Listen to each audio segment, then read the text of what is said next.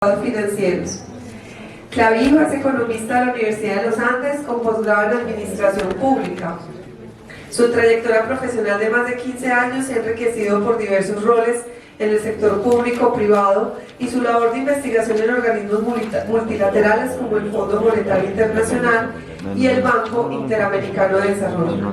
También ha trabajado en instituciones como la Superintendencia Financiera de Colombia y la Asociación Nacional de Instituciones Financieras, ANIF.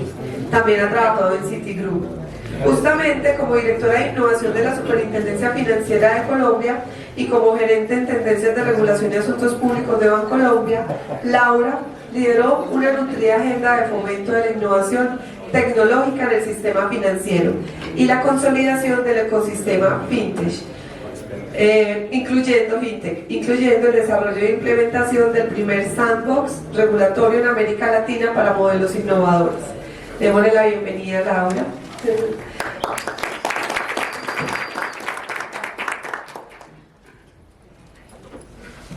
A continuación nos acompaña el doctor Daniel Velandia.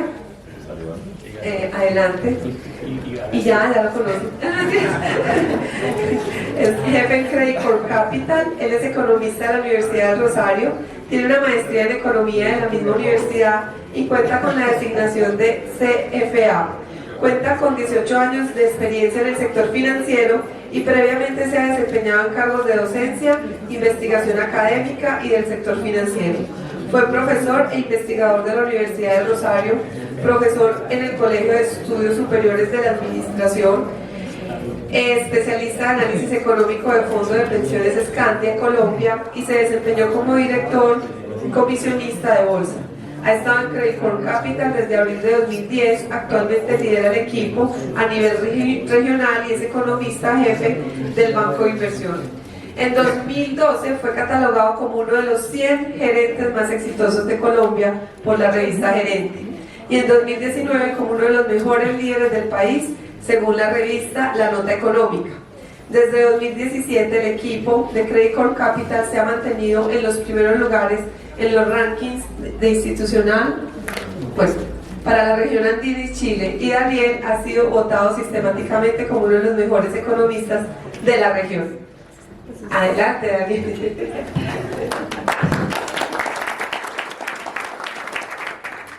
Y aquí siguen 3 páginas del señor Munir Jalil. No, por favor, no. Prefiero que no las lea, yo salgo contento. Y aquí a continuación el doctor Munir Jalil, de BTG Pactual, economista de la Universidad del Valle y doctor en Economía de la Universidad de California, San Diego. Por cerca de 10 años en el Banco de la República, donde parte de sus responsabilidades incluían la escritura de la recomendación técnica que el staff suministraba a la Junta del Banco todos los meses. En 2009 se unió a Citibank como vicepresidente, siendo luego promovido al cargo de director economista jefe para los países de la región andina.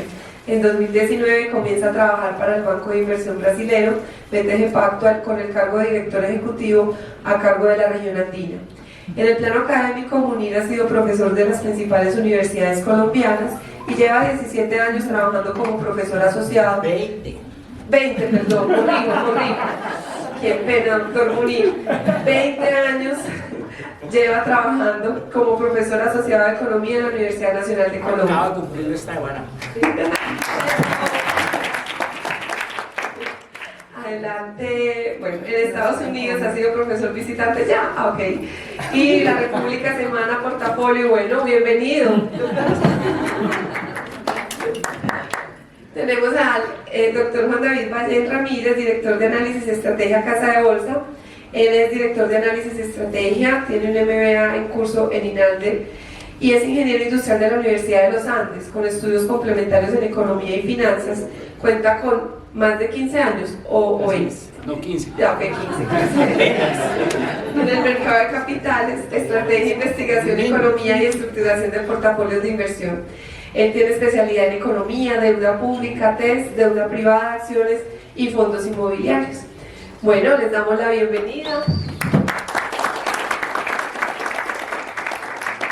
Y a continuación con nuestra moderadora. Buenas tardes a todos, muchas gracias por estar acá y muchas gracias a Laura, a Daniel, a Munir y a Juan David. Vamos a iniciar nuestro panel de expertos, primero con Laura, y la pregunta es la siguiente. Luego de una primera mitad de año con un balance más positivo en materia de actividad económica y recuperación de la renta variable local, a pesar de un ambiente de alta volatilidad e incertidumbre en los mercados internacionales, ¿cuáles son sus perspectivas para este tipo de activos de cara al cierre del año? Bueno, pues antes de arrancar queríamos con este equipo de expertos contar un poquito la visión que tenemos desde cada uno de nuestros centros de investigación y desde el quehacer creo que de cada uno.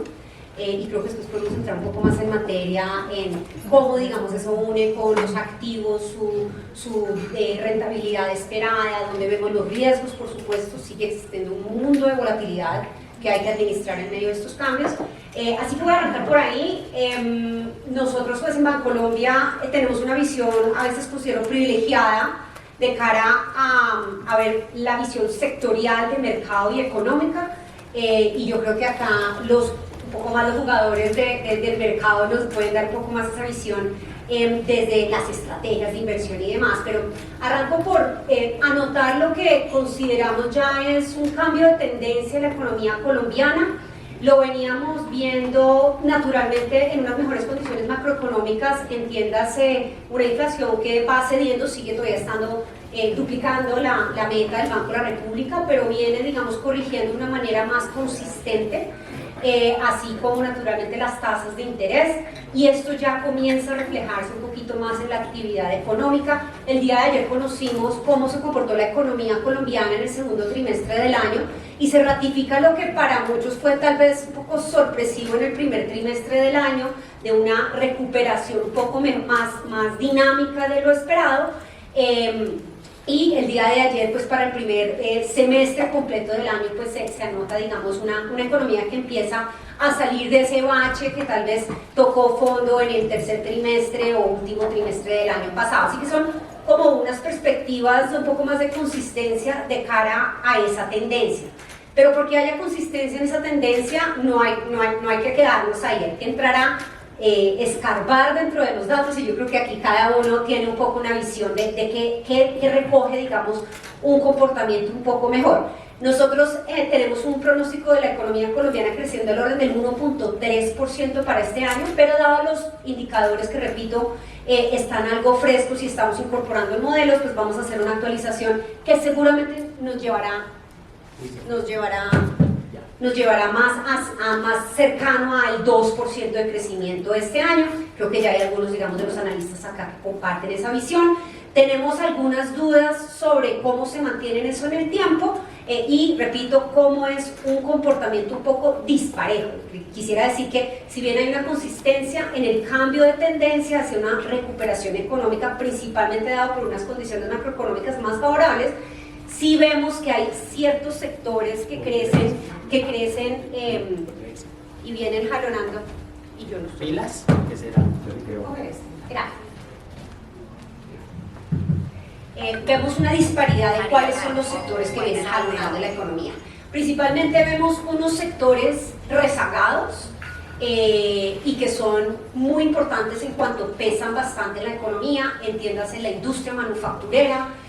Pesa cerca del 12% del PIB y tiene pues todavía unos niveles poco recuperándose, una gotica en ese último lectura del segundo trimestre, pero sigue bastante contraída la industria como un todo, producto de la desaceleración económica de finales del año pasado, que pues tiene el consumo muy postrado y el comercio también como un sector de esos sectores rezagados. Industria, comercio todavía rezagado, va digamos de menos a más, y así lo tenemos previsto para finales del año, y a este se suma el sector de la construcción. Entonces, tres sectores claves que en su conjunto pueden estar jalonando más o menos un poquito menos de la mitad del PIB, pues siguen, digamos, en terreno contractivo o muy estancados. Eso es como la visión de todavía sectores rezagados que se siguen viendo impactados por todavía altas tasas de interés, baja confianza y, digamos, algunos de esos aspectos también pues de baja inversión. El segundo grupo de sectores que vemos teniendo un mejor comportamiento, pero como que no se conversan entre ellos, o digo yo que son como sectores comportándose asincrónicamente a la actividad económica. Pues el agro pues impulsó la economía de una manera muy importante, 10% creció en el segundo trimestre del año. Sabemos que pues enfrentó un fenómeno del Niño, anticiparon cosechas y esto se reflejó en ventas, en la mayor producción de muchos, digamos, de estos bienes agrícolas. Café tuvo un mejor comportamiento y bueno, ahí se ve un poco esa dinámica. Si es una dinámica sostenible hacia adelante para jalonar la economía, pues el agro tendrá un buen año, pero pesa tan solo el 6% de la economía como un todo. Entonces un sector que tampoco jalona necesariamente y engrana con otra serie, digamos, de sectores productivos de la economía, un poco aislado. El otro sector aislado que vemos creciendo y que en el mundo todavía se ve algo de su crecimiento tiene que ver con el sector de recreación, actividades, servicios y apuestas online, una cantidad, digamos, de sectores y cosas que vienen jalonando. Tiene posiblemente, digamos, un componente estructural en el sentido en que pospandemia demandamos más conciertos, actividades, recreación, Copa América, pero pues es eso sostenible, digamos, en el tiempo y cómo, digamos, eso se ata con las condiciones de financiamiento de la cartera. Pues falta ver qué tanto, digamos, dinamismo, y este aporta 4% de la economía, esas actividades de recreación. Entonces, pues buena noticia por el ánimo de todos, pero pues no sé si es el sector jalonador del crecimiento de mediano plazo. Y por último, y ya aquí pues me concentré en cómo vemos la economía funcionando, porque creo que ahí podemos aterrizar a cómo vemos las otras variables y cómo le impacta a los mercados. Termino como con un grupo de sectores que todavía, un sector en particular que viene jalonando la economía pero que va a perder tracción, y es el de la administración pública. Sabemos que pues el alto gasto del gobierno con un presupuesto elevado y que viene, digamos, gastando en funcionamiento, en menor medida en inversión, pues viene jalonando y sirviendo de contrapeso a buena hora en medio de la desaceleración de finales del año pasado, pero sabemos hay unos grandes retos fiscales que ya le empiezan a poner un poco más el freno a ese aporte que da la administración pública. Entonces, conclusión respecto a cómo vemos la recuperación: va en camino, parece un poco más consistente, no obstante dispar de cara a los sectores que estoy mencionando. Paso ahí a ver quién más contribuye, hay un poco la visión sectorial y pues para llevarnos todos un poquito la visión de los distintos analistas. Buenas tardes a todos, gracias a todos por la invitación. Es el segundo año consecutivo, así que esperemos que la tendencia, no es obligación, esperemos que la tendencia se mantenga. Yo simplemente voy a complementar un par de cosas de las que comentó Laura, porque estamos bastante alineados. Nosotros en Credit Corp Capital tenemos una proyección de 1.8% para este año. Aquí hay una discusión bien, de pronto semántica, los datos y demás, pero pues igual 1.8 o 2% es supremamente bajo. Es decir, eso no nos ayuda realmente a cerrar brechas en el país y a todos estos pues, problemas que enfrentamos desde el punto de vista social, por ejemplo. Pero bueno, el año pasado fue 0.6, crecer 1.8 es entre comillas una buena noticia si se le compare con lo que vimos el año pasado. Y aquí simplemente Laura se enfocó en los sectores y yo voy a mirarlo un poquito por el lado de la demanda. El consumo privado en el segundo trimestre mostró un mejor comportamiento de lo que pensábamos, rebotó, la inversión también. El consumo privado va a rebotar cíclicamente, digamos, yo creo que esto ya es algo esperado, siempre tiene uno la duda de cuándo, pero cuando la inflación pasa de 13%, después a 9%, después a 7%, pues claramente se va abriendo en los hogares un espacio para consumir y en general, decía muy bien Laura, justamente en los últimos meses pasó lo de la Copa América y una serie y eran las vacaciones y todo eso muestra de alguna manera Morat vino, ¿se fue a Morat? Bueno, sí, no, yo hasta allá no, voy a ir André Rieu, pero bueno, sí, es un poquito más sofisticado. Sí, pero digamos, muy complicado. Entonces, el tema es que también coincidió todo este periodo de vacaciones y demás, pero es un buen indicio de que el consumo poco a poco va mejorando en la medida en que las condiciones de los hogares también mejoran. Coincido en que la parte del consumo público debería tender a frenarse un poco. Además, creemos fielmente que el gobierno va a tener en algún punto de este año que anunciar un recorte adicional del gasto público a los 20 billones que ya anunciaron recientemente, porque los ingresos no están dando para cumplir con la meta fiscal. Pero también vimos del lado positivo la inversión rebotando inesperadamente en nuestro caso por obras civiles. Ahí pues es altísimamente probable, de pronto tú tienes más información, el metro de Bogotá es el que está ayudando a sacar la cara en obras civiles y algunas obras regionales, no es el gobierno nacional. De hecho, el gobierno nacional tiene una ejecución muy baja, y utilizo esas dos palabras para ser diplomático, que ronda como el 25% en el primer semestre del año, una cosa insólita. Y obviamente esperar que eso vaya a rebotar fuertemente, pues no. Estamos teniendo estas obras regionales que es algo positivo. Entonces lo que nosotros estamos viendo es que la economía va a continuar seguramente recuperándose gradualmente por el consumo de los hogares, por la menor inflación y las menores tasas de interés, probablemente por efecto estadístico, por los niveles bajos que seguimos viendo. La inversión va a ir también poco a poco recuperándose, pero muy gradualmente. Y tengo que decir, y aquí empiezo a meterle un poquito de picante al cuento, y haciendo el disclaimer siempre que cuando yo hablo de política solo me represento a mí mismo, olvídense del letrero de Credit Corp Capital. La verdad es que coincido con la visión de colegas y de muchas personas que creen que igual la economía va a seguir siendo muy lenta durante los próximos trimestres. Yo creo que aquí cuando uno habla de si vamos a crecer el 1, el 2 o el 3, por ejemplo el próximo año, se vuelve un tema de base estadística, un tema de que estamos en niveles muy bajos, entonces de pronto estadísticamente hablando es fácil rebotar, pero algo que me preocupa a mí y creo que a todo el país, porque lo hemos visto en los últimos meses en todos los debates a nivel nacional, es el comportamiento de la inversión.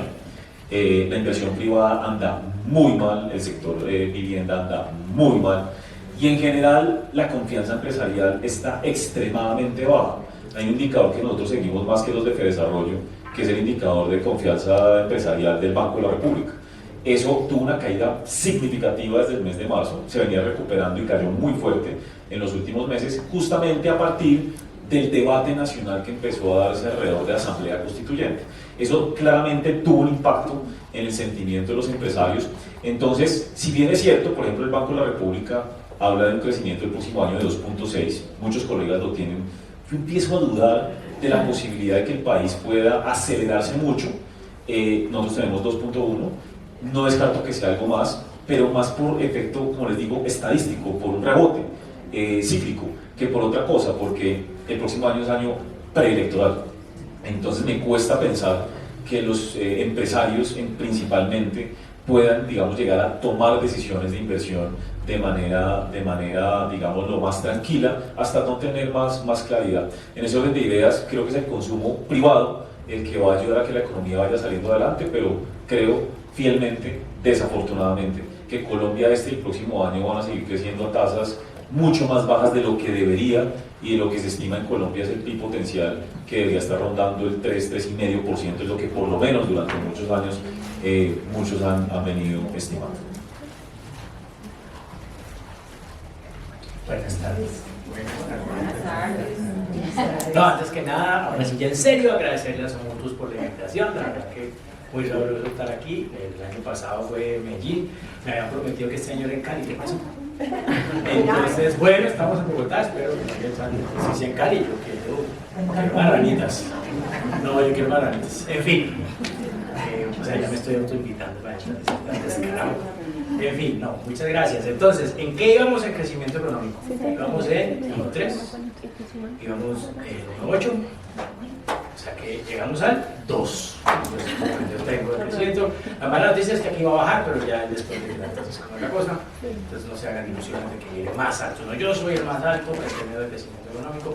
Pero yo creo que a poner esto en contexto, Daniel y Laura han hecho un muy buen ejercicio, ponerse a hablar de todos los retos que hay. Lo primero que tenemos que entender, por Dios, de verdad, la economía creciendo al 2, al 1,8, o si fuera en 1,3, pues no es para estar a fiesta, haciendo fiesta pues de que estamos creciendo al 2, eso no es para estar haciendo fiesta.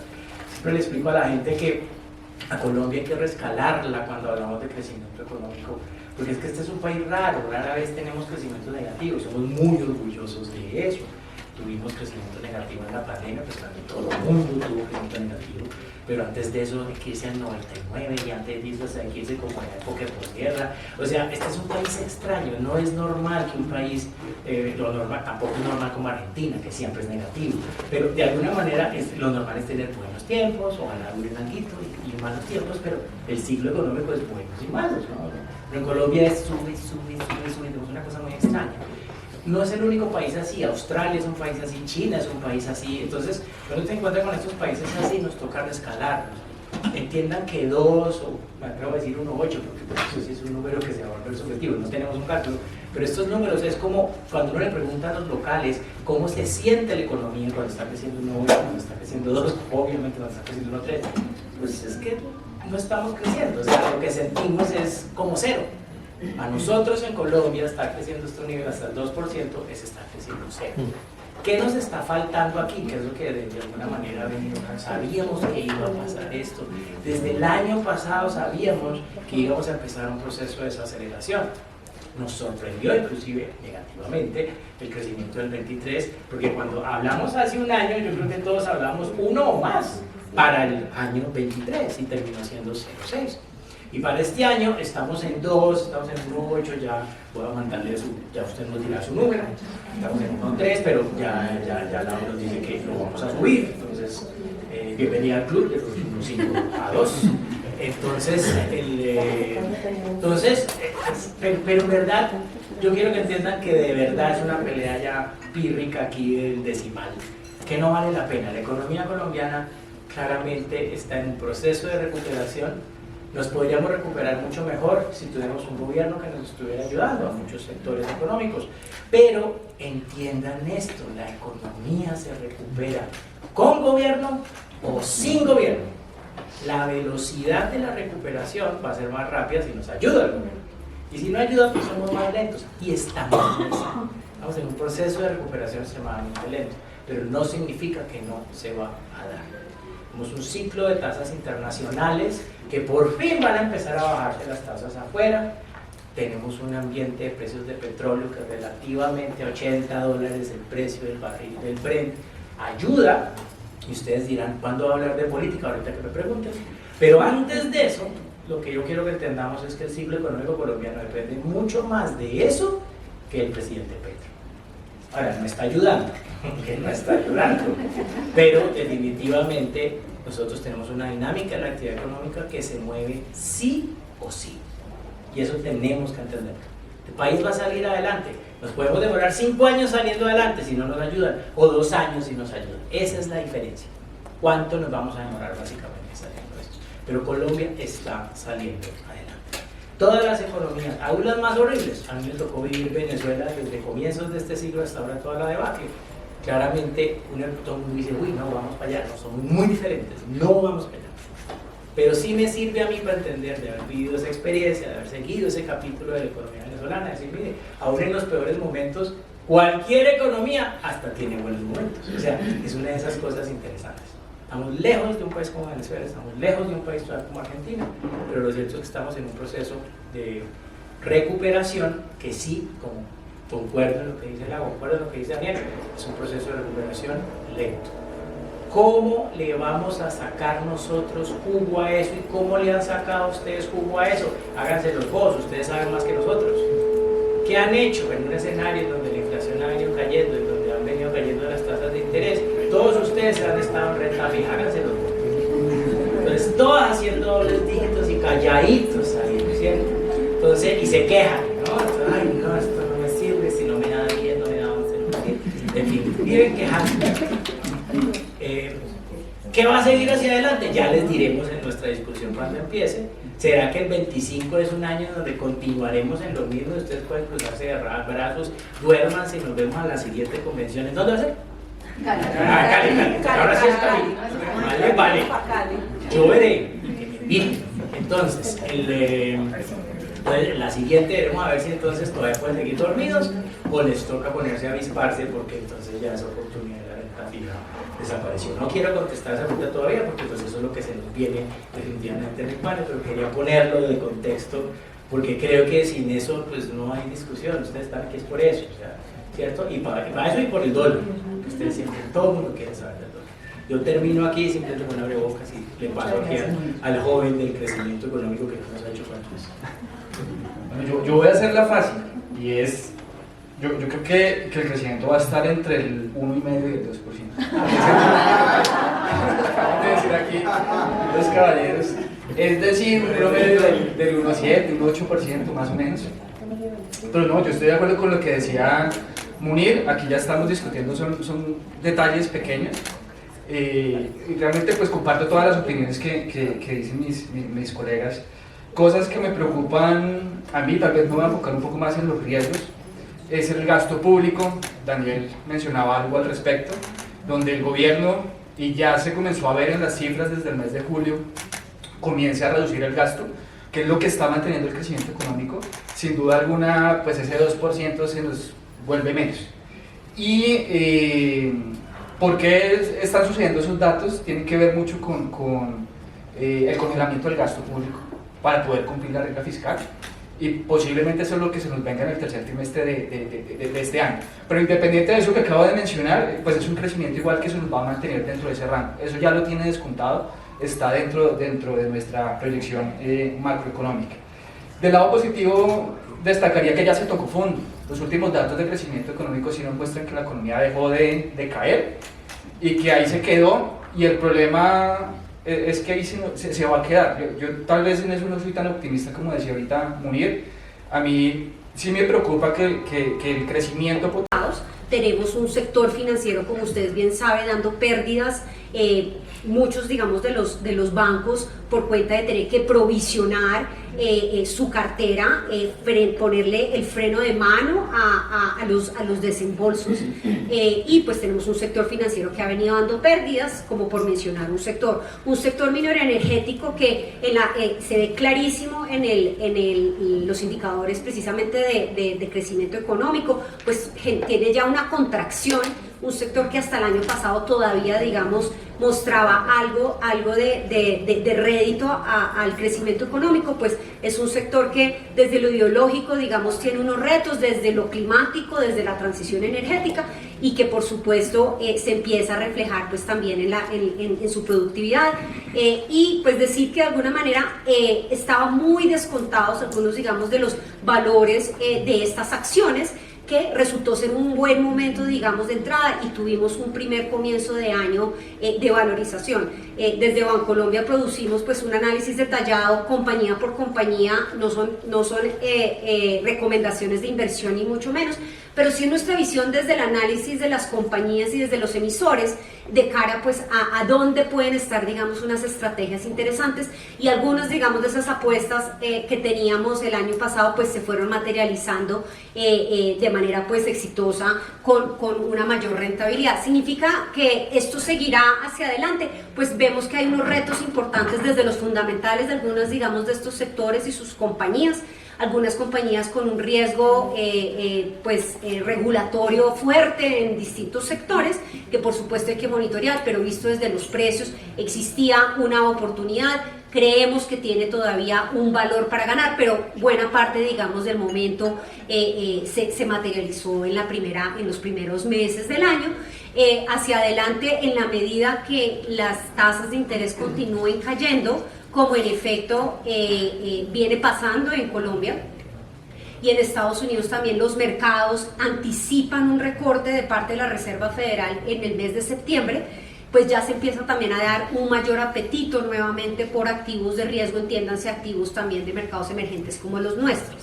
Eso es una buena noticia porque hasta finales del año pasado, principios de hablábamos de tasas de interés más altas por más tiempo. Y no solo existía la preocupación que la Reserva Federal mantuviera mucho tiempo las tasas en esos niveles tan elevados, sino que eventualmente pudiera incluso haberlos aumentado más.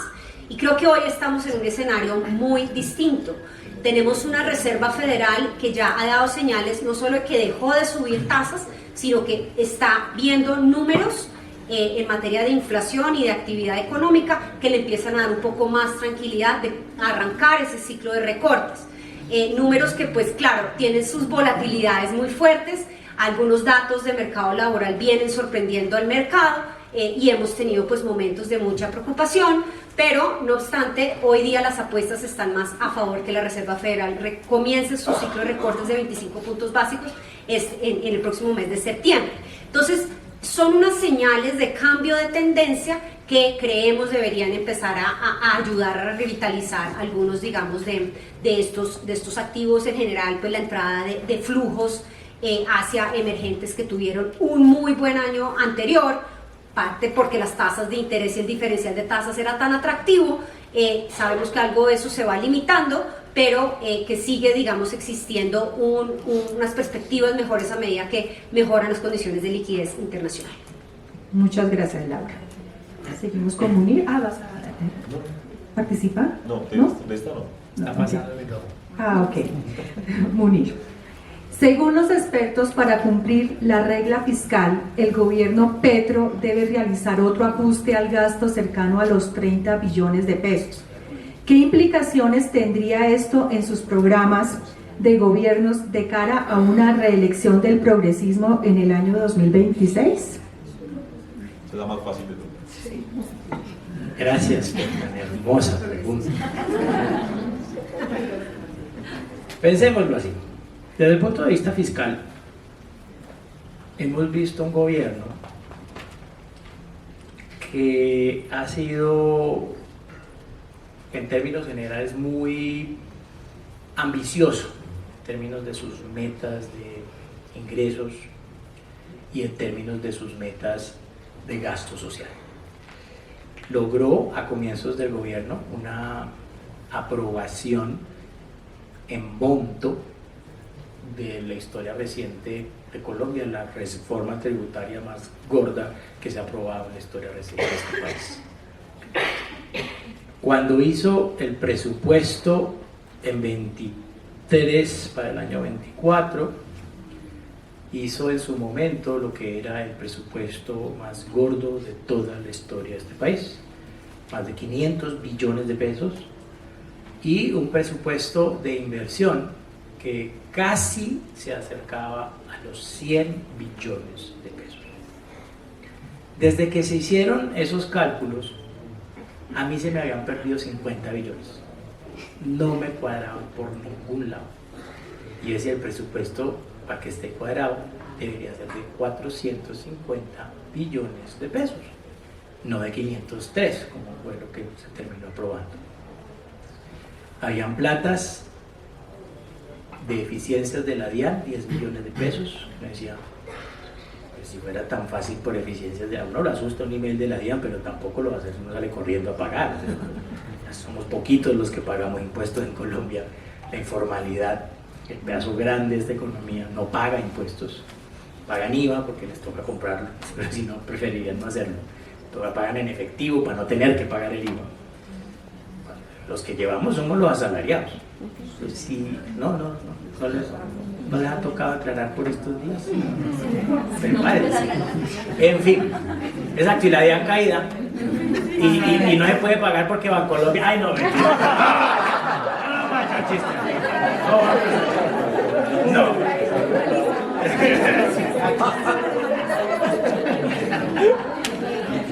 Pero bueno, supongamos que lo logramos pagar. No, mentira.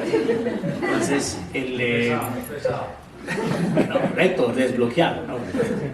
Muy bien, entonces uno dice que uno debe aprender de sus errores, digo yo, ¿cierto? Entonces está en 23, pensando para el 24, sabe que se le fue la mano, que fue muy optimista en los ingresos, que se descachó en los ingresos tributarios, que se descachó en la parte de eficiencias de la DIAN, Y hombre, al 15 de junio yo quedé tan contento porque el 15 de junio el gobierno nos entregó el marco fiscal de mediano plazo con unos supuestos que estaban en el rango así, fueron como aquí el joven Ballén.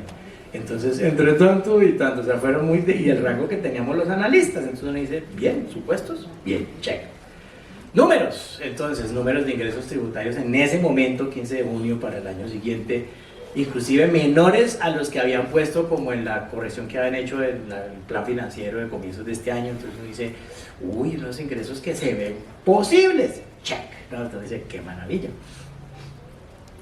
Y resulta que comenzaron a trabajar en el proceso de presupuesto y cuando ya presentan el presupuesto general de la Nación del año entrante, se vienen con la sorpresita de que subieron todo.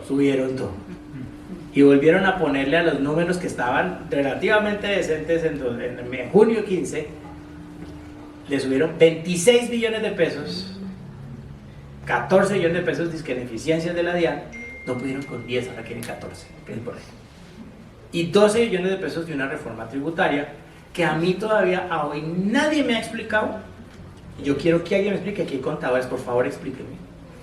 ¿Cómo van a hacer para conseguir 12 billones en 25 si quieren parte de esa plata y es que es en renta, pero la renta solo se va a pagar en 26 de eso? Yo no entiendo cómo es el chistecito de esto. Porque cambios en renta, ustedes saben, sí, aunque arrancar el 1 de enero, usted lo va a pagar en 26, usted no paga anticipo de eso. Entonces, ¿de dónde va a sacar 12 billones de pesos? Entonces yo decía, van a hacerlo con IVA, pero decía, no, este gobierno, cuando era oposición, sacó a un ministro de Hacienda en su momento, porque estaban tocando el IVA, entonces no puede ser IVA, porque uno no puede ser inconsistente. Entonces, si no es IVA, ¿qué es? 4 por 1000, o sea, ¿con qué consiguen plata? Ya mismo, esa es la pregunta que a hoy me estoy haciendo, no tengo respuesta y obviamente bienvenidos aquí si son creativos de inventarse dónde van a conseguir los 12 billones de pesos. A mí no me cuadra que se puedan conseguir 12 billones de pesos para el 25, pero digamos, además, supongan que el Congreso se los aprueba, cosa que también se ve difícil, ¿no? Suponga eso. Entonces, uno no debería poner todas esas contingencias tan optimistas ahí, o sea, yo siempre digo, uno debería planear para lo más, a ustedes les toca hacer planeación financiera. Uno como planea, por lo bajito, ¿sí o no? Y deja un espacio para que si entró más plata, pues buenísimo, entró más plata. Pero uno no planea súper alto para luego hacer lo que les pasó este año, que es bajarse en 50 billones de pesos que todos sabíamos que estaban de más. ¿Y qué va a pasar en 25? Lo mismo. Entonces digo, ¿por qué no aprenden? Ahora entiendo que el señor presidente es una persona que venía presidiéndoles mucho y ellos llegaron, el chisme les voy a contar. Que llegaron básicamente el presidente le dijeron, no, es que el presupuesto de inversión del 25 son 60 billones de pesos. Y el presidente abrió los ojazos después de que era así en este año, ¿no? Entonces digo, ¿cómo así que apenas 60? No, ¿qué es esta locura? No, yo necesito que sea por lo menos 20 y pico billones más. Y ahí los 26 billones de pesos que se levantaron. Que no van a hacer, o sea, igual no van a poder hacer más de 60 en inversión. Esa es la realidad. Plata no va a haber. Y lo más chistoso de toda esta historia es que el gobierno tiene que comportarse, tiene que ser y parecer, y él sabe, lo tiene clarísimo. Por eso es que está juicioso, por eso es que luego corrige, por eso es que se baja, por eso es que hace todos estos anuncios. Y más el año entrante, les voy a dar la razón súper secreta, el año entrante el gobierno tiene que hacer, no sé si Daniel se acuerda, pero para mí no, yo no recuerdo un número tan grande de emisión de bonos en dólares. La más alta de toda la historia reciente de Colombia, 9.000 millones de dólares tiene que emitir afuera el año entrante. Y sí, en esto concuerdo con él, no es culpa de él, porque estas deudas viejas. Pero ya ponerle nombres a eso no importa, toca pagar. Eso es como cuando uno se va de vacaciones y usted está todavía a los 3 años pagando las vacaciones de Cancún. Ni modo, toca pagar.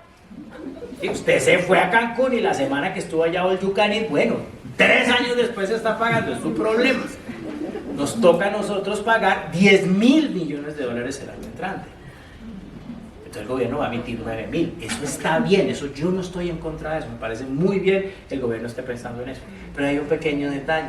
Para que le presten esos 9.000, usted tiene que ser y parecer. Si usted sale como un gobierno botaratas, derrochón, que sale a gastar, que da miedo, adivine quién le presta 9.000 millones de dólares. Alberto, posibilidades de que le presten 9.000 millones de dólares. Absolutamente ninguna. Julito, le van a decir a uno allá en la W. Pero lo cierto es que en lo fiscal, ese pedazo de afuera está haciendo que el gobierno le toque ser y parecer. Yo difiero un poquito de algo que escuché, no me acuerdo, creo que fue Daniel que lo dijo, pero me pareció interesante. No, Juan David también lo tocó. De que no, que es que hay que estar muy negativos. Y yo, pues, no me considero petrista, no lo soy. Pero tampoco digo, hombre, yo creo que el año entrante, yo siento que el país va a estar como Chile hoy en día. En Chile la gente está de fiesta porque el año entrante hay elecciones y se va Gabriel Boric. Lo que hago es lo que es allá en Chile. Y Daniel me puede decir mentiroso, me va a decir que no. Pero en serio, lo cierto es que yo siento que en la medida que nos vamos llegando cerca, va a empezar a abrirse el optimismo, cuando ya se den cuenta de algo que también es absurdo y que yo eso sí lo defiendo desde un principio. Ay, no, que es que él va a hacer todo lo posible por reelegirse, todo lo posible porque... No, eso nunca se ha dicho. Se va a ir el 7 de agosto de 2016. Sí o sí. Y eso es así. Y vamos a pasar ese capítulo como será el primero, y de una vez les digo, no va a ser el último presidente de izquierda que tengamos en este país. Dejemos la bobada. En todos los países pasa. Entonces, yo no sé cuál es la... Perdón, ¿puedo decir pendejada? Sí, señor. ¿Cuál es la pendejada? ¿No? Básicamente dicen, ay, no, es que, ay, eso no puede pasar. Por Dios, pasa en todas partes. Entonces, si no nos gustó, aprendamos y elijamos a alguien de izquierda que nos guste más, si es que somos de izquierda. Y si somos de derecha, pues elegamos a alguien de derecha que nos guste más. Y ya, pero pues eso es la democracia. Y está funcionando. Las instituciones en Colombia, la gran diferencia Colombia-Venezuela es que acá las instituciones están funcionando. No cometimos los errores tontos de una oposición que en su momento, allá en Venezuela, dejó de participar en los procesos electorales. Y ahora, 20 años después, ay, ahora sí quiero participar. Entonces ellos se hacen los locos de eso. Y yo a María Corina Machado, con todo el respeto, le podría decir, pero usted fue de las primeras que no quiso participar, por ejemplo, en el referendo constitucional del 2003. ¿Cómo se les ocurre no participar? 100% de todo fue izquierda, ya las consecuencias ahí están. Es que hay cosas muy sencillas. Acá eso nunca va a pasar, gracias a Dios. Pero sí va a pasar lo siguiente, y con esto termino. Mayo del 2026, ¿ustedes ya vieron esa encuesta de Guarumo de los potenciales candidatos presidenciales? Hay como 200. Casi hasta Daniel Belandia está. Todo el mundo. Todo el mundo. Que porque es de millonarios. Entonces, es una cosa impresionante. La barra, ¿cuál es la barra que lo apoya usted? Entonces, lo cierto, nada brava de proyecto. Entonces, lo cierto es que sí, y les garantizo, pues aquí habrá gente, todos tenemos derecho a pensar diferente, habrá gente que está de acuerdo con el gobierno, habrá gente que está en contra. Aquí no estamos ni para eso ni para duda, porque no podemos juzgar por una ideología, eso no se puede hacer. Pero sí, lo que quiero llamar la atención es que el presidente Petro tiene su porcentaje de gente que sí o sí siempre lo va a apoyar, mucho más bajito que el otro porcentaje del primer presidente de este siglo, que tuvo como 80%, Álvaro Uribe, y acá ha sido 30%, pero ese porcentaje de 30% es suficiente para que su candidato pase de primera a segunda vuelta si se presentan 20 candidatos en mayo de 2026, garantizado. Entonces, ¿qué es lo que necesitamos de la oposición esta vez? No que no se presenten, no vamos a casar a presentar, pero que logren por lo menos una vida, un consenso, a ver si por lo menos tuviéramos una segunda vuelta, si es que la gente en verdad en Colombia decide que quiere el cambio del cambio. Si se quiere el cambio del cambio, pues buenísimo, pero presentémonos 2 o 3, no nos presentemos 20, porque pues eso nos va a poner a sufrir por allá hasta el final. ¿Posibilidades, Alberto, de que eso pase? Absolutamente ninguna. Tendremos 20 candidatos en mayo y pasaremos a una segunda vuelta que va a ser Vicky Dávila con... ¿Y qué tal que sí? Con esto termino. Gracias, Munir. Daniel. ¿Vas a cortar? Uy, tengo tantos temas, pero no, déjamelo para las preguntas. Ok. Es Bueno, listo. Meto la cuchara ahí también, y era sobre el gasto. Yo creo que pedirle a un gobierno de izquierda que no gaste es mucho. Entonces, a mí no me sorprende lo que está sucediendo. Una vez quedó electo, uno ya sabía cuál era el paso a paso a seguir, y lo ha venido cumpliendo y lo va a seguir haciendo. Entonces, yo creo que uno no se tiene que sorprender precisamente como por esos motivos. Segundo, quería también mencionar el tema de... Yo tal vez el tono que voy a utilizar era un poco más más negativo, como para dejarnos asustados. Pero realmente concuerdo con lo que estaba diciendo Munir. ¿Por qué dejarlos asustados? Porque obviamente yo creo que sí tenemos que estar completamente abiertos y preparados que pueda llegar a continuar un gobierno de izquierda en las próximas elecciones. Y las razones ya las dio completamente Munir. De hecho, yo en ocasiones le pregunto a la gente de centro si votaría por, no sé, un Vargas Lleras, suena también la misma Vicky Dávila, o sí, me sale por ahí, María 200. Fernanda Cabal, cualquiera de ese Daniel tipo. Belandia, o sea, cualquiera. Cualquiera de ese tipo, Falcao. Esas personas no votan por ese tipo de candidatos. De hecho, el resultado de las últimas elecciones lo pudimos ver. ¿Por qué no ganó el santanderiano? Porque hay gente que dijo no voto por ese tipo de candidatos. Entonces es muy factible que eso se repita en el 2026, y yo sí creo que todos tenemos que estar abiertos y preparados para la probabilidad más baja, para que un gobierno de izquierda pues continúe en el próximo gobierno. Y no, yo creo que era eso, tal vez, reafirmando un O poco. sea, deprimir a todo el mundo. No, pero pues... Hay tiempo. No, es que miren, yo les digo la verdad, yo siempre cuento, candidato, voy a hablar como analista, no como candidato. No, miren, la verdad es que a mí me gustaba analizar política, yo odiaba el tema y ahora pues uno le agarra hasta cariño, porque digamos que dedicó Capital, que es tan factual, nosotros cubrimos economías como Chile y Perú, y nos ha tocado los últimos 5 años vivir de eso, de hablar de política. Cuando llega esto a Colombia, para mí ha sido una especie de déjà vu con la crisis social en Chile, lo que pasó después, toda esa angustia generalizada de Chile va a ser Venezuela. Pero peor porque hay paisas. Que son más, tienen más susticos, sí, claramente. Sí, es un nivel de un termómetro de susto diferente. El caso de Perú, cuando gana Castillo, entonces me decían mis colegas, nosotros somos peruanos, ¿no? La compañía, esto va a ser Venezuela, y gana Petro, y esto va a ser Venezuela, y yo, el déjà vu, la repetición de la repetidera. Y yo les digo, miren, yo siempre he dicho lo mismo, pues preocupado uno está, yo pesimista no, para nada. Munir dijo que yo había sido como negativo, no, yo estoy hablando ahí de la discusión del crecimiento económico. Yo soy muy optimista con respecto a este país y el futuro. Usted es peor que yo. Yo soy más optimista que Munir, porque Colombia realmente siempre ha demostrado una capacidad enorme de salir adelante ante choques, y Munir lo mencionaba, nosotros hemos tenido 3 años de contracción económica en 120 años, una cosa así, 3 años, o sea, eso no es normal, ¿sí? Y no como algunos me dicen, eso es el narcotráfico, que es que en 1910, no, o sea, esto es un tema realmente bastante estructural que podríamos quedarnos aquí hablando de las hipótesis. El punto es, yo soy un fiel creyente de las instituciones, como bien dice Munir, él lo afirma con 100% de probabilidad, yo digo, bueno, todo es posible, lo que pasa es que hay escenarios muy improbables, y yo creo que es muy improbable que Gustavo Petro vaya a ser reelegido. Primero porque la institucionalidad funciona, segundo porque yo no veo ninguna asamblea constituyente, eso es supremamente complicado de hacer en este país, los umbrales de votación son enormes, yo no sé si usted lo conozca, pero para hacer una asamblea constituyente en este país se necesita que 13 millones de personas salgan y digan sí quiero una nueva constitución, y Petro ganó con 11.2 millones segunda vuelta, su máximo nivel de popularidad, no hay chance, ¿sí? Y sale un ministro nuevo, el ministro del Interior, Cristo, a decir, listo, lo vamos eventualmente a intentar, pero siguiendo los lineamientos de la Constitución del 91, y si hay consensos, y yo estoy seguro que no va a haber ninguno alrededor de eso.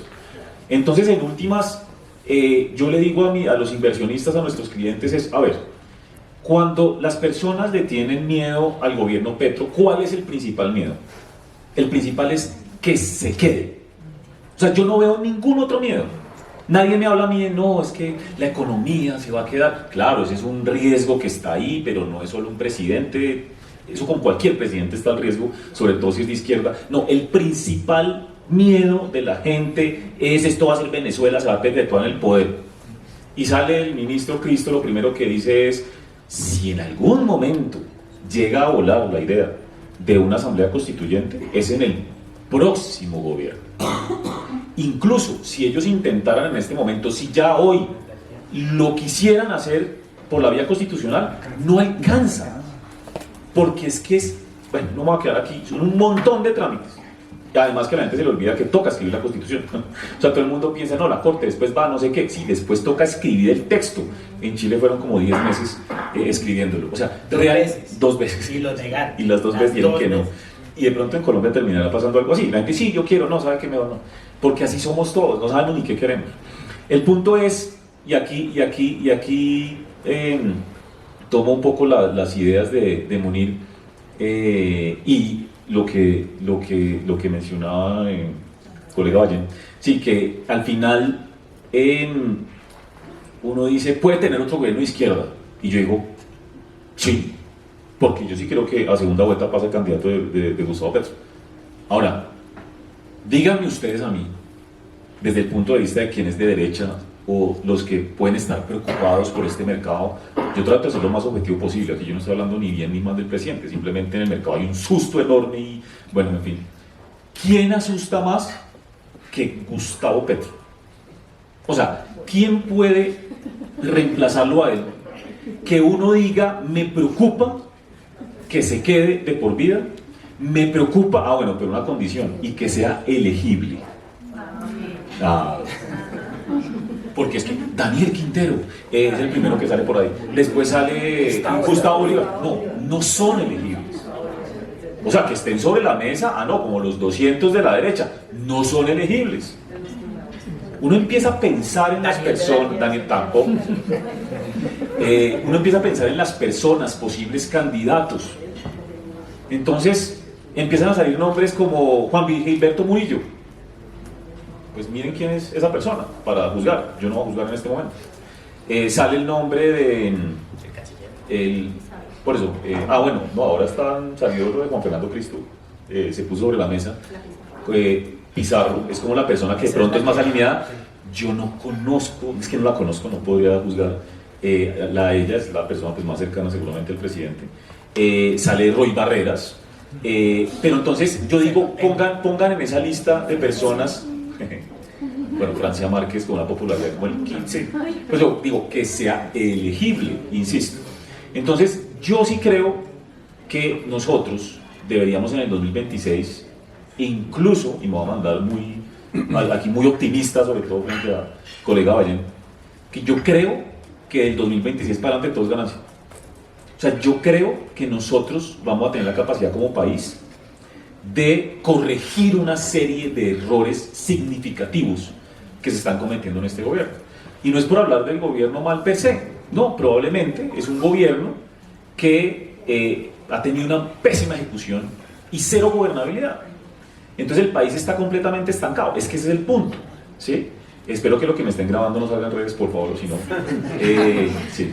Entonces, el punto es que nosotros vemos hoy un gobierno con muchos planes ambiciosos, pero que no tiene Congreso. El gobierno se la pasa peleando con las cortes, pelea con los empresarios, ahora están discutiendo con los bancos. Entonces yo digo, ¿será que el siguiente presidente va a seguir en la misma tónica a sabienda de que no logra nada? Yo no creo, insisto, porque es que la ideología del presidente Petro es muy fuerte, muy marcada. Entonces, ¿quién podría reemplazarlo así en esa línea, como aquí inmolémonos, así no pase nada? Realmente yo no lo veo. Y por eso siento que cuando uno pone sobre la mesa el hecho de que Gustavo Petro no se va a reelegir, creo que eso ya de por sí genera menor desconfianza. Ese es el punto. Obviamente pues hay mucha gente que cree que eso puede pasar y demás, entonces durante el 2025 vamos a seguir en ese debate, va a seguir habiendo ruido, pero yo en ese sentido estoy bastante más tranquilo. Incluso me comentaba bueno, me prometen que esto no sale de acá. Me prometen que esto no sale de acá. No, me decían que había gente de izquierda que realmente lleva años buscando la presidencia, pues llegar al poder, llega al poder décadas y décadas buscándolo, para que la persona que hoy lidera un gobierno sea Laura Sarabia.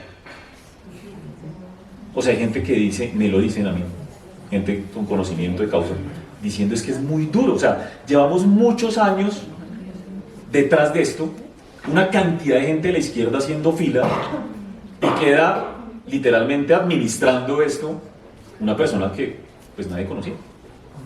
O sea, yo no digo si es buena o mala, el punto es ese, ellos están en ese debate interno de por qué llegamos hasta acá y por qué estamos en este punto.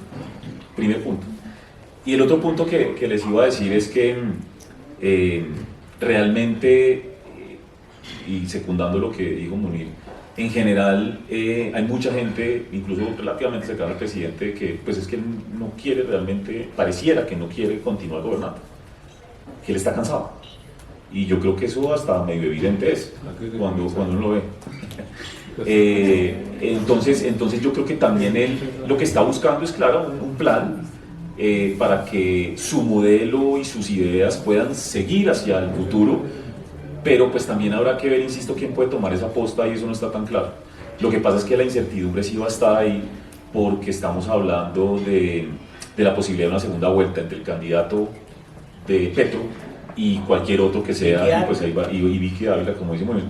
Entonces ahí digamos que va a estar la incertidumbre, pero yo creo que en la medida en que cuanto más pasa el tiempo, más se baja la incertidumbre del país, en la medida en que vamos teniendo más información y que el 2026 está a la vuelta de la esquina. Lo que dicen los expertos políticos es que el gobierno Petro se acaba en diciembre de este año, porque en enero arranca la campaña presidencial. Entonces al final pues habrá que ver qué sale, y la verdad es que no ha salido mucho.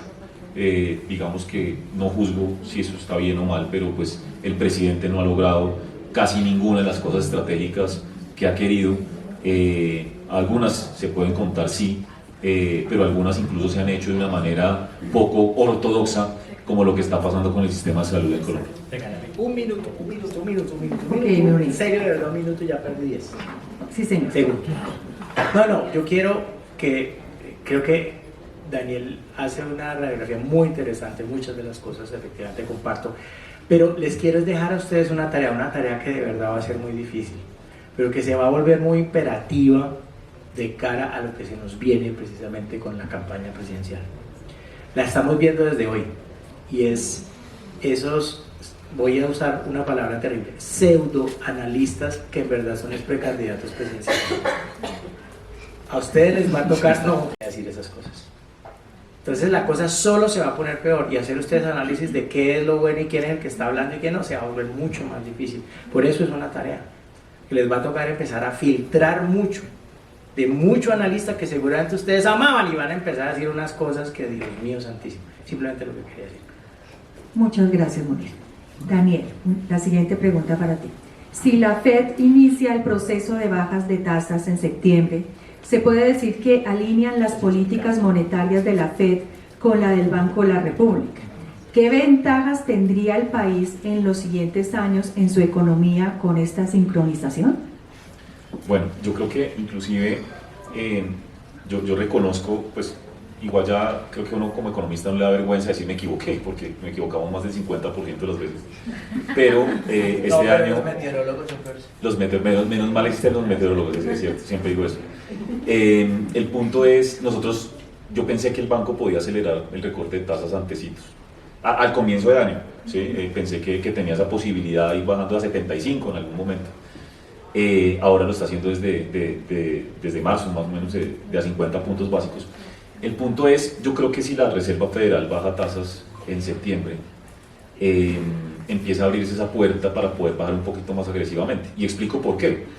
Pues básicamente por el famoso diferencial de tasas. Yo no sé si ustedes han visto los ejemplos, por ejemplo, los ejemplos de monedas que han actuado como precedente en el último año en la región, particularmente el peso chileno. Eso fue una locura el año pasado. El Banco Central dijo, bueno, la inflación va bien, el crecimiento está débil, la regla Taylor interna, me imagino, ahí lo que debería ir, para dónde debe ir la tasa de interés interna, bajaron esos 100 puntos básicos en la primera reunión, julio del 2023, y entre esa decisión y 3 meses después, el dólar había subido ya 15%. Una locura. Y ahí yo creo que no digo que aprendimos, pero empezamos a recordar, porque yo creo que esto se había olvidado en los últimos casi 17 años de tasas de interés cero en el mundo, ese diferencial de tasas de interés entre un país y Estados Unidos importa y mucho en los mercados. De hecho, no sé si ustedes vieron que hubo una ligera volatilidad el lunes de la semana pasada, donde la bolsa japonesa cayó solo 12%, nos mandó a todos los activos hacia abajo, que porque el Banco de Japón estaba subiendo tasas de interés. Esa era la justificación. Y entonces todo el mundo empezó a hablar del famoso carry trade, a recordarnos el concepto que siempre está pues encima de la mesa en las discusiones. Y es que pues los inversionistas van y toman crédito barato, en este caso al cero en Japón, para invertir en pues activos de mayor retorno, inclusive un Colombia, que tiene tasas altas. Cuando Japón empieza a subir, entonces la lógica es, hombre, eso ya no da, entonces me toca es más bien vender mi activo en el país riesgoso para ir a pagar el crédito en yenes. Eso desbarató el mercado. Y es simplemente el recordatorio de que el tema del diferencial de tasas importa y mucho, sobre todo en la moneda. Y por supuesto, el Banco de la República lo ha dicho explícitamente en sus comunicados, de que les da temor, entre varios factores, les da temor bajar la tasa muy fuertemente y que el dólar se dispare. Es un tema netamente especulativo, pero funciona esto. Entonces, si el dólar sube, pues es inflacionario eventualmente, y entonces el Banco de la República empieza a dudar. Ayer justamente Leonardo Villar, en una reunión en ANB, mencionó que bajar tasas rápido entonces todavía generaba riesgos, entonces como que nos están dando a entender que todavía no está claro que en septiembre puedan bajar más de 50 puntos básicos. Yo creería que sí está la puerta abierta para bajar más de 50, porque la reunión de la Reserva Federal es algo así como el 18 de septiembre y la reunión del Banco de la República es el 30. Debería ser el 30, es que no sé qué día cae el 30, pero bueno, el último día, entonces el 30. Ahí ya el Banco de la República va a tener la información de cómo reaccionan los mercados, y si el mundo está feliz y el dólar empieza a caer, que yo creo que tiene espacio de caída bajo el contexto de Fed bajando, después hablamos de dólar, es claro para mí la tendencia bajista, porque el peso colombiano ha aguantado 2 golpes durísimos en 2 meses y vuelven y tiran el dólar para abajo. Entonces, si la Fed baja, eventualmente puede bajar un poco más el dólar, y eso va a tranquilizar al banco, porque dice, de pronto bajo 75, y si se sube un poquito el dólar, o de pronto no reacciona porque todo el mundo está enfocado en Estados Unidos, tiene espacio. Yo creo que tiene espacio. Ahora, Munir dijo, oiga, qué cambio tan radical hablar de política, pasar a hablar de política monetaria. Pero dije, no, yo le voy a hablar de política de la que nos gusta ahora, en esta respuesta de tasas de interés. Que es la ajena. ¿Qué es la qué? La ajena. La ajena, exacto. Resulta que por allá desde marzo, en algunos comunicados muy explícitos del marzo-abril, el Banco de la República decía explícitamente, y lo volvió a retomar hace un mes, nos preocupa el tema fiscal. Mucho. Y en algún momento llegó a decir, eso fue como en marzo-abril, en las minutas de la reunión de política, decía el Banco de la República, nos preocupan, o más que nos preocupan es, genera mucha incertidumbre anuncios del gobierno en términos sociales y políticos. Eso quedó escrito, y yo creo que es la primera vez, Munir sabe más de eso que yo, que estuvo en el banco, creo que es la primera vez en la historia desde que existe el esquema de... Después de la